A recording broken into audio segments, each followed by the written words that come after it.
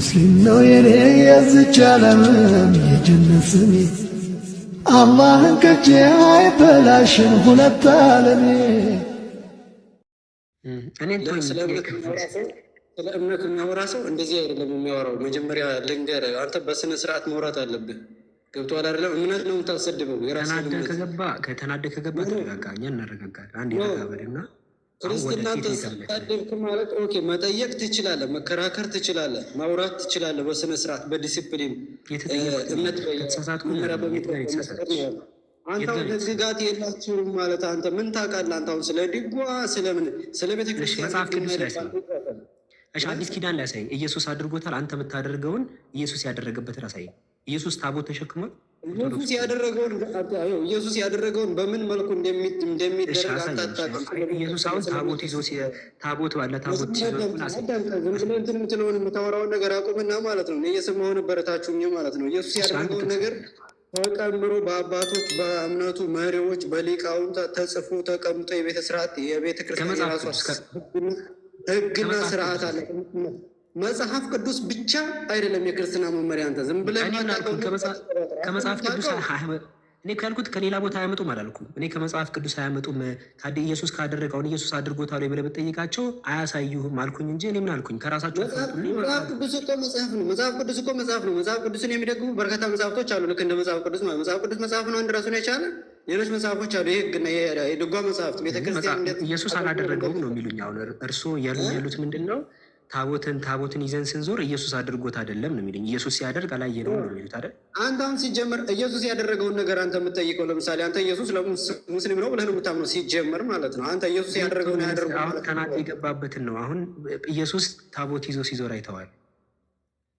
ይኸው የተናደድኩት ለምን እንደው ታውቃለህ? እኔ እኮ ማንም ሰው እኮ ይከራከራል። አንተ አሁን በጥላቻ ላይ ተነስተህ ነው ይሄ ውሸት ነው ሀቅነት የለውም ብለህ ሳይሆን እያወራህ ያለኸው በጥላቻ ዲፍን አድርገህ እንደዚህ ነው። እርሱ እኮ እያልኩ ነው እያነገሩ የአክብሬ እኮ ነው እምነቱ ብቻ ሳይሆን ሰዎቹን ነው የሰዎቹን ሂውማኒቲ ላይ ነው አንተ እያወራህ ያለኸው። እርሱን እኮ እያከበርኩ ነው፣ አክብሬ እኮ እያወራሁት ነው። አሁን እኔ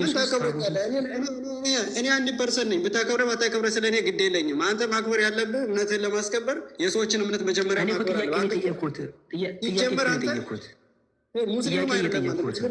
ምክንያቱም እስልምና እንደዚህ አስተምሮት የለም። አብዱ ኡስታዝ አሁን ከዚህ በላይ ከገፋ ተሳድበው እምነታችንን ተሳድበው ሊወጣ ነው። ገባ? ስለዚህ ባለጌ አይደለም የሰው እምነት የምሳደብ ማለት ነው። ኧረ ችግር የለውም። ተናዶ የተናገረ እኮ ቆይ እርሶ ምን አሁን እኛ ያልነው ምንድን ነው? ክርስቲያኖች የሚያደርጉት ለምሳሌ ታቦት መሸከም የመሳሰሉ ነገሮችን ለምሳሌ ኢየሱስ ሲያደርግ አላዩም፣ ማስረጃ የላቸውም። በአዲስ ኪዳን ራሱ የትኛውም ሰው ታቦትን ሲሸከም የለም፣ ራሳቸውን የሚሸከሙት ነው ያልኩት ነው። አዎ አለ ካሉ ኢየሱስ ታቦት የሚሸከመው ቄስ ነው እንዴ? ያ ህግ ነው፣ የህግ መጽሐፍት ነው፣ የኦሪት መጽሐፍት ነው። በአዲስ ኪዳን ችግር ሌላ ሰው ሐዋርያት ተከትለው ታቦት ማለት አዳምጠኛ መጀመሪያ ያዳመጥክ እንትን በላ። ዝም ብለህ የራስን ጥያቄ ብቻ ነው የምታወራው። ታቦት ምንድን ነው? መጀመሪያ እኮ እግዚአብሔር ሰው እኮ አይደለም ዝም ብሎ ጠርቦ ያዘጋጀው ማለት ነው። እግዚአብሔር ባዘዘው መሰረት ተቀመጠ። ጊዜ ነበረው። በዛ ጊዜ በህግና በደንብ ሲመራ ኑሮ አሁን አዲስ ኪዳን ኢትዮ ክርስቲያን ምን እያልነው ነው? አዲስ ኪዳን ላይ ታቦት የተሸከመ ሐዋርያ ማን አለ? አዲስ ኪዳን ከኢየሱስ ጀምሮ ኢየሱስም ታቦት ተሸክሞ ሐዋርያ እኮ ቄስ አይደለም። ስለዚህ ሐዋርያቶችም አያውቁትም ነው የሚሉኝ። ምንድን ነው አያውቁትም? እና አገልግሎት የሐዋርያት አገልግሎት ሌላ ነው። እነሱም ካላደረጉት እርሶ ለምንድን ነው የሚያደርጉት? እኔ ታቦት ሲሸከም አየህ?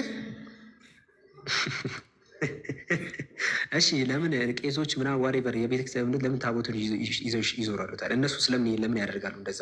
ሐዋርያቶች ማያደርጉ እኮ ህግ ነው፣ በህግ ስለተቀመጠ። ኢየሱስን በክርስቶስ ትምህርት ለማይኖር አምላክ የለውም ይላል መጽሐፉ። ክርስቶስ እንደዚህ አስተምሯል፣ ይዛችሁ ዞሩ ብሎ ክርስቶስ ሁሉም ነገር ብሉይ ኪዳን የተቀመጠውን በዘፍጥረት ሙሴ ያስቀመጠው የሙሴን ህግ ሽሮ ነው የሄደው ወይ ከሱ ተቃራኒ ነገር ነው ያስተማረው? ጳውሎስ ተሽሯል አለ። እንግዲህ ጳውሎስ ክርስቶስ ነው እንዴ? ጳውሎስን ካድከው ወይ አንተ ለምን ዛት ትረግጣለህ? ክርስቶስ ነው አይደል? ክርስቶስ ነው። ላረጋግጥላችሁ አዳምጠኝ፣ ያረጋግጥላችሁ እንጂ እንግዲህ 15 መጽሐፍ ቀንሰሃል። 14 13 ከ13 ከ15 ነው ስኮላር ሊቃውንቶች ባይዘው ያንተ አመለካከት ነው። እነዛ መጽሐፎች በአጠቃላይ እንግዲህ ክዳቸዋል። እንግዲህ ጳውሎስ ደግሞ ምን አለ? እኔ ከሰበኩላችሁ የተለየ ወንጌል የሰበከ የሰማይ መላእክት እንኳን ቢሆን የተረገመኝ ብሏል። አንተን ጳውሎስ እንዳሰሙት ይህን ሰው ተው እኔን ከተናገረኝ ብሏል።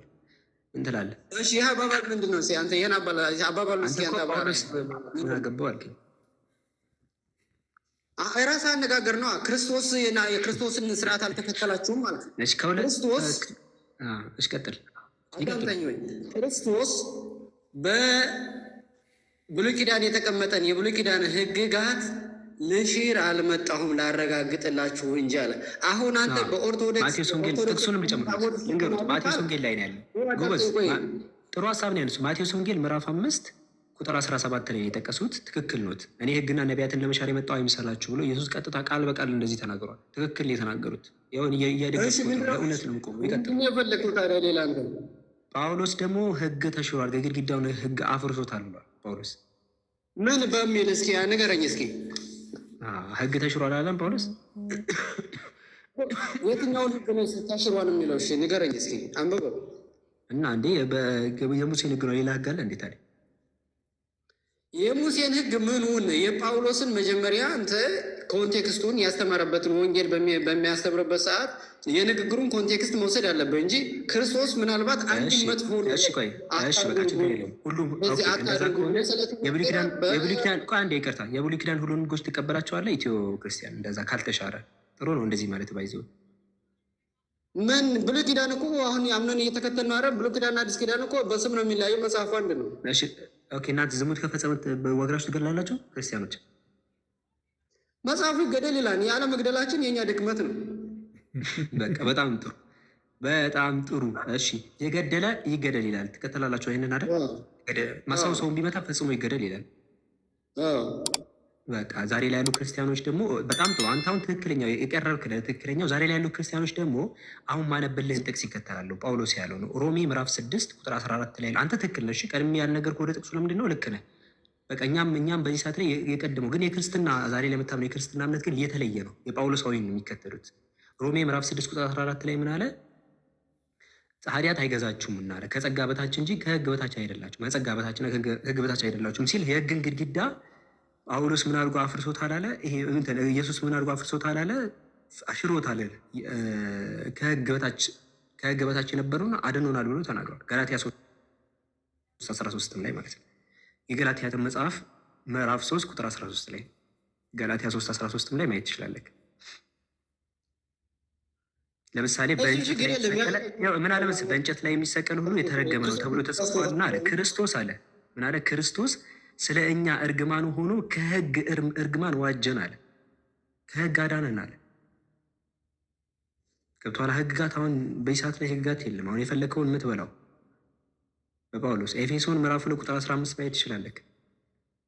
ኤፌሶን ምዕራፍ 2 ቁጥር 15 ይሄ የጳውሎስ አባባል ምንም ችግር የለም። የጳውሎስ አባባል አሁን አንድ ይሄን ተሳብ ሽሮ የሚለው ቃል በቃል ላሳይክ እርሱ ሰላማችን ነውና አለ። ቀጥልና ሁለቱን ያዋሃደ በአዋጅ የተነገሩት የትእዛዛት ሕግን ሽሮ አለ። ይኸው ሕግን ሽሮ ነው ያለው። ከዚህ ቃል በቃል በመካከል ያለው የጥል ግድግዳውን ያፈረሰ ይህም ሁለታችን አዲስ ሰው በራሱ ይፈጠር ዘንድ ሰላምን ያደርግ ዘንድ ነው። ትእዛዛትን ሽሮ ነው ያለው ጳውሎስ። ቀጥታ ነው ሕግን ሽሮ አለ። ኢየሱስ ሲሞት ሕግን ሽሮ ብሎ ጳውሎስ ቃል በቃል ተናግሯል። ይኸው ቆይ አዳምጠኛ እኔ። ስለዚህ መረጥ አንተ አሁን የማን ተከታይ ነህ? ጳውሎስ ተከታይ ነህ? ሕጉን ሽሮ ስላለ ወይስ ኢየሱስ? ምንም ችግር የለውም።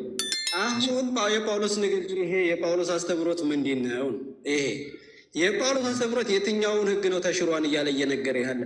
ይሄ በሰዎችና በእግዚአብሔር መካከል አዳምጠኝ፣ በሰዎችና በእግዚአብሔር መካከል ያለው የጥል ግድግዳ ለአንዴና ለመጨረሻ ጊዜ በመስቀሉ ላይ ተደምስሷል። የትእዛዛትን ሕግ ሽሮ ይላል። የትእዛዛትን ሕግ ሽሮ ነው የሚለው። የትእዛዛት ሕጎች ተሽረዋል። ትእዛዝ እኮ ነው። በትእዛዝ እኮ ነው ችግሩ የተፈጠረው። ይሄ እኮ የተፈጠረው በትእዛዝ ነው። አዳም እኮ ትእዛዝ ተቀብሎ ትእዛዝ በመተላለፉ ነው አይደለም ይሄ ችግር የተፈጠረው። ህግ እኮ ተሰጠ። ከዛ በኋላ ስለሱ ጋር ህግ ተሰጠ። ከዛ በኋላ አዳምጠኝ። ይሄ ለሙሴ የተሰጠ ይሄ ከእርግማቱ በኋላ ነው። ይሄ ጥል ግድግዳው ካለ በኋላ ነው። እነዚህ ተጨማሪ ከረባክ አስቀድሞ አረባክ ጥሩ ነው። የብሉይ ኪዳን አንዴ እንደዚህ ይናገሩ። በቃ የብሉይ ኪዳን እኔ እኮ አሁን በተቃራኒ እንደውም እኔ ለክርስቲያኖች ለምን እንደምደግፈው ለአንተ ነው መደገፍ ያለብኝ። አሁን የጥቅሶችን ያመጣው ለምን እንትን እልሃለሁ፣ ለአንተ ነው እንጂ መደገፍ ያለብኝ። ምክንያቱም አንተ እኮ ትክክል ያልከው እኮ አንተ ነህ ጳውሎስን ከጳውሎስ ጋር መለያየት ያለበት። ጳውሎስ ጥሩ ነው። ስለዚህ የብሉይ ኪዳን ሁሉ ምግጋቶች አሉ ብለህ የምታምን ከሆነ በጣም ጥሩ ነው። አሉ ብለህ የምታምን ከሆነ በጣም ጥሩ። አሁን ወደ መጀመሪያው ስመለስ ኦኬ፣ እንደዛ ካሉ ለምንድን ነው እነ ጳውሎስ ጊዜ ታዲያ ለምንድን ነው ታቦት ተሸክሞ ያልዞሩት? በጳውሎስ ጊዜ ተሸክሞ ይዞራል። ይኸውልህ ጳውሎስ በነበረበት ሰዓት ታቦት ተሸክሞ የሚዞር ሰው አልነበረም የሚል መረጃ ልታመጣ አትችልም። አለ ያለ ሰው ነው ማስረጃ አለ ያለ ሰው ነው ማስረጃ የሚያመጣው። ይዘው ሲዞሩ ከሆነ አሳየን መረጃ። ኢየሱስ ሐዋርያት በዛ ሰዓት ታቦት የተጀመረው በሙሴ ነው። ይኸው እስካሁን አለ። ምኑ ላይ ነው ታዲያ አንተ? አይ አይደለም፣ በአዲስ ታቦት አዲስ ኪዳን እኮ አሁን ያለ አይደል እንዴ? አሁን እያየህ እኮ ነው በዓይን። አዲስ ኪዳን ማለት እኮ ይሄ ነው። አሁን አንተ የምትኖረው ህይወት እኮ ነው። ኢትዮ ክርስቲያን ይሰማሃል? ከይቅርታ ጋር እየተሰማ አይመስለኝም። በጣም ሳልጫን ሳወራህ በጣም እየቀበጥክ ነው። ተጭኝ እያወራሁ አይደለም፣ እንድትረዳ እየገፋሁ። አንተ ግን እንትን እያልክ ነው፣ ፑሽ እያደረክ ነው።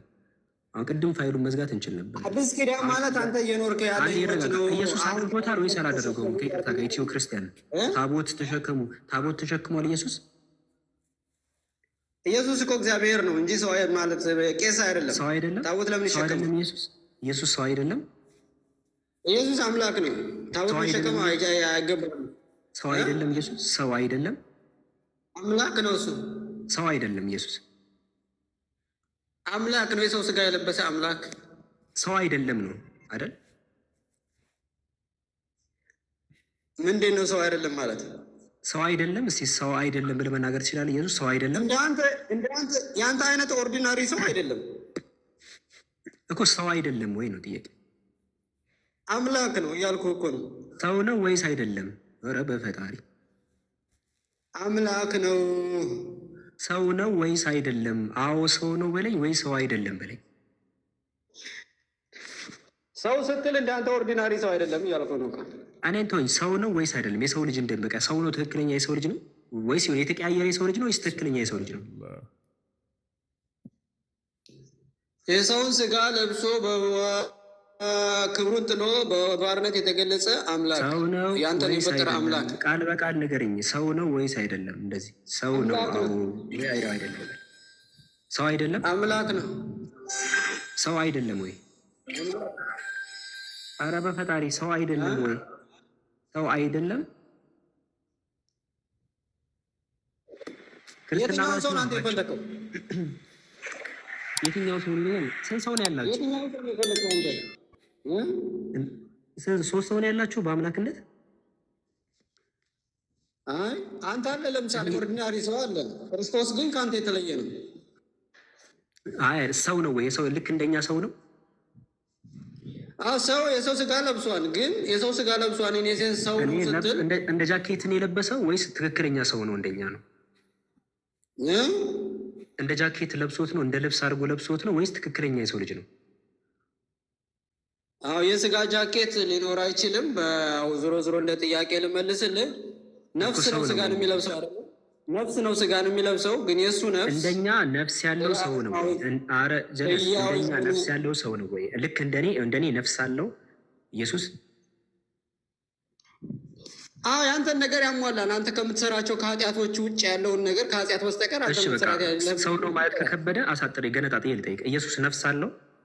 ነፍስ አለው? ዘላለማዊ ነው። ያውም ህያው የሆነ እኮ ነፍስ አለው ወይስ የለውም ኢየሱስ? ህያው ነፍስ ነው ያለው። እንደው ህያው እሺ፣ ነፍሱ ይጨነቃል? ነፍሱ የሚጨነቅ ነፍስ ነው ያለው? እንዴት የሚጨነቅ ስትል? የሚታወክ በቃ። ለምን ይታወቃል እኮ? የኢየሱስ ነፍስ ይታወካል ወይም አይታወክም በለኝ። በምን ለምሳሌ የአምላክ ነፍስ ይታወካል እንዴ? በምን ይለኛል እንዴ? ወይ አይታወክም ነው ወይ ይታወካል። ይታወካል ካልከኝ በኋላ በምን ትለኛል? አሁን በጣም ጎበዝ። በቃ ራስህ መለስክ። አሁን የአምላክ ነፍስ እንዴት ይታወቃል?